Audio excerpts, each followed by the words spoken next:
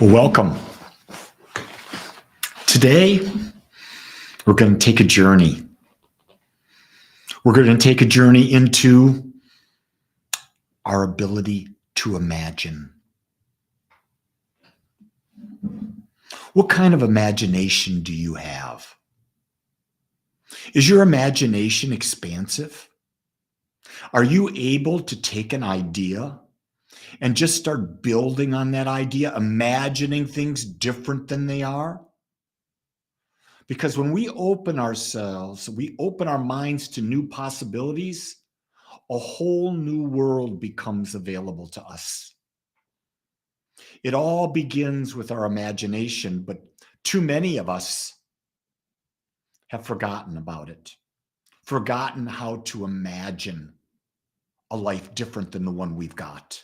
But if we can't imagine a life different than the one we got, nothing new will happen to us, because our perspective will remain locked in where we are. And where our perspective is locked in, nothing changes. I'm so reminded about how important imagination is when I'm talking with my granddaughter, Claire. She's almost 4, about 3 or 4 weeks, and she'll be 4. And she's always imagining new things. And so if you want to play with Claire, you got to dance in imagination. That's where she connects with you. She doesn't connect with you on rules, and when you're trying to get her to behave in a certain way. And that every parent knows that children rebel against behavior, control. My boys, my God, they always rebelled against that. I rebelled against that, and I can see it in my little granddaughter.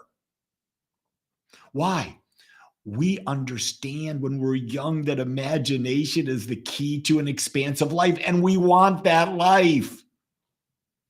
And there's no holds barred when she imagines. But do you imagine things based on a limiting perspective because you have been programmed that you can only have so much? Think about that. You've been programmed that you can only have so much, so your imagination goes up to a point and it stops. Yeah, we've been domesticated, haven't we? Domesticated, brainwashed, controlled, use whatever word you want. But if you watch everything that's coming at us right now, it's about domesticating us.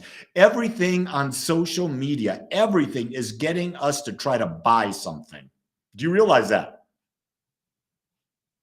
It's not trying to get us to be someone,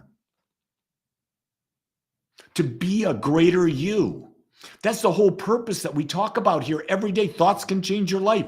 With me, I'm here to stimulate you while stimulating myself to have bigger, greater, grander thoughts so that we can have a bigger, greater, grander life. Most people my age have retired. Their creative part of their life is over. Mine's just beginning. I can't even imagine stopping. I've got so much to do. And think about that. When you're creative, when you've got the juice to create, what are you going to do? You're going to make sure that everything in your life supports that. You're going to be healthier. You're going to have better relationships.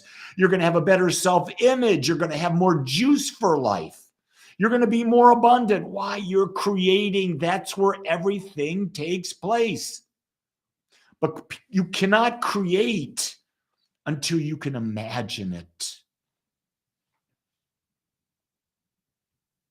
What can you imagine today that's greater than what you've experienced in the past for your own life? What is it? Go ahead, write in the comments. Tell me something that you can imagine today about you that's greater than where you are right now. Where is it you desire, you imagine yourself to be? I imagine that my teachings of how to better self-love through conscious living are now being heard and received by millions of people. And you ask, why? What's the purpose of that? Why do you want such a big number? Because if we can touch more lives, we can empower more people, We can expand the collective consciousness of this world, and we can create a world that is beyond what most people can even dream of right now. But until we can accept ourselves and understand that the creative power exists within us,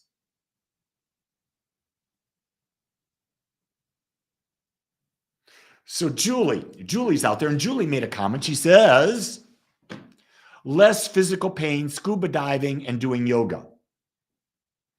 Do you notice that Julie's imagination is limited? Why? She said less physical pain. Why not a completely pain-free body? Why not a body that is flexible, athletic, that can do anything? See what I'm getting at? We have limiting. Oh, I know Julie had knee surgery. So right now she's dealing with pain, but she can't yet imagine her body being pain-free because she had pain before the surgery. She got pain during the surgery. But the key thing is you got to step out beyond what the mind perceives and blow the mind so that you can have that imagination.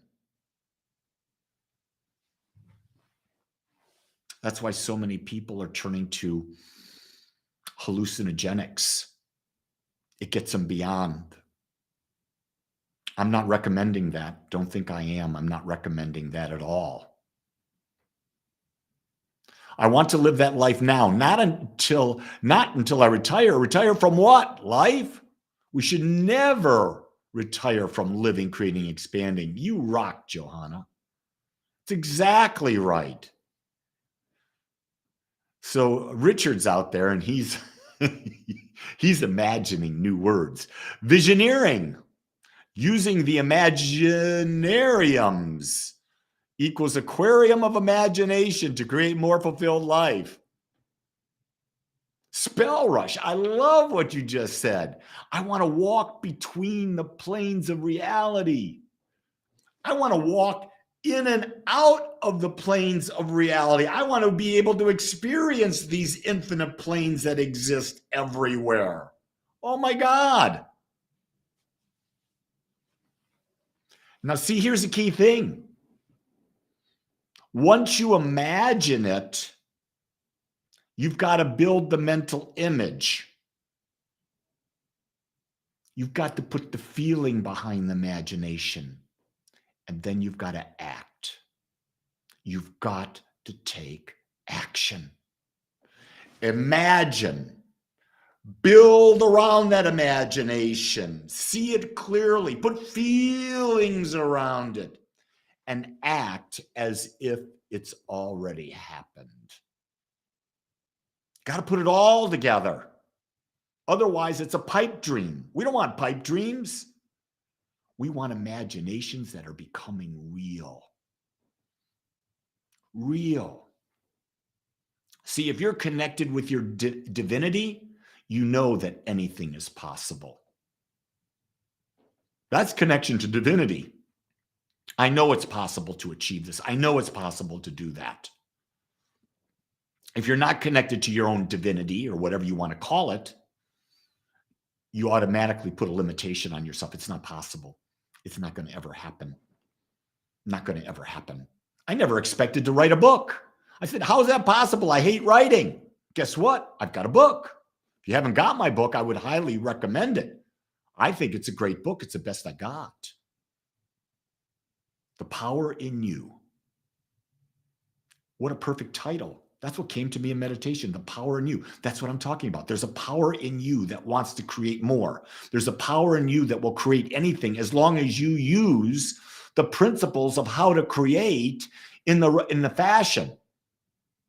That's what Wallace Wattles talked about in his book, The Science of Getting Rich.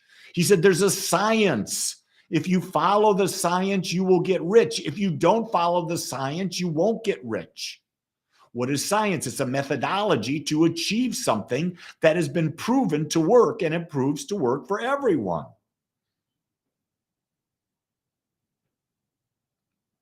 How about the science of belief? It is done unto you as you believe. I don't know if you believe that or not, but you got to test it. It's worth testing. So what does it mean? It means I align all my thoughts, words, actions, and feelings toward a directed, specific result that I have created. And I hold it there persistently and consistently. And I do it consciously and unconsciously.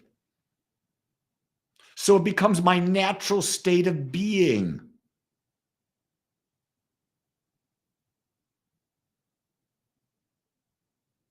The thought title came from band song. The band song is The Greater Power in You, Lori. I thought of that. I thought of changing it. I thought of making the title of the book, The Greater Power in You. But I didn't want to go that far. I wanted to say the power in you. I wanted to resonate with a bigger audience. Maybe people didn't even realize there was power in them. Most people don't. Most people think they're helpless. So I wanted to wake them up that there is a power. There's a power in you. It's greater than you. And you can use it because it's your heritage. It's your natural birthright. I love this stuff. This is what Agape is all about. This is what the Agape Spiritual Center is all about. Hey, if you've not subscribed to my YouTube channel, Reveille Wolak, how about hitting that subscribe button?